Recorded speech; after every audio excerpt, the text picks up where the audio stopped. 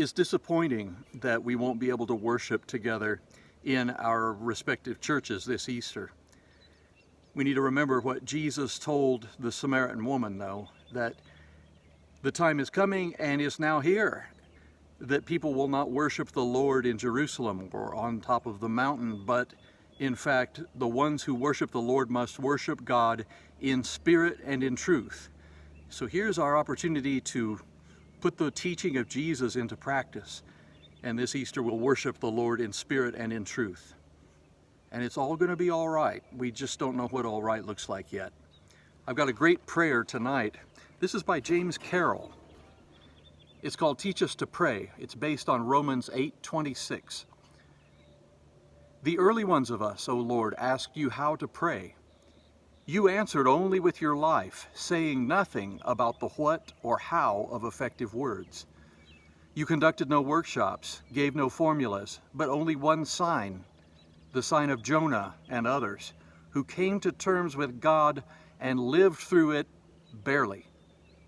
Jonah prayed while running away from the burning call of you.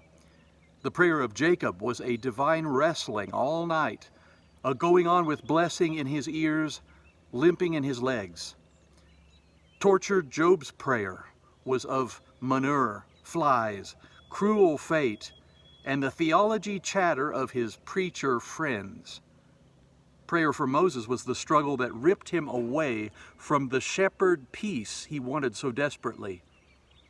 Jeremiah sought only a middle-class life, a wife, some ground to call his own.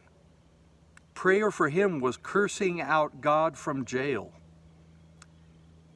Habakkuk prayed by asking, why believe in one whose holy promise history mocks?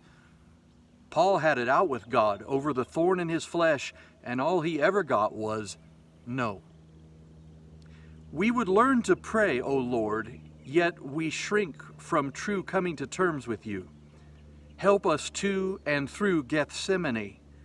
Be with our wrestling, our grappling with destiny and you. You know well what a horrid place is prayer. Coax us into this holy line of battered men and women who got through to you and found themselves. Amen. Over there in the tree branches, you can see the full moon rising. Daniel Winger sent me some information today to tell me about that moon. That's called a pink supermoon. So thank you, Daniel. It's beautiful. And I'm thankful for that beautiful moon rising off in the east, and over here in the west, the sun is setting, and God has got this. God bless you. We'll see you tomorrow.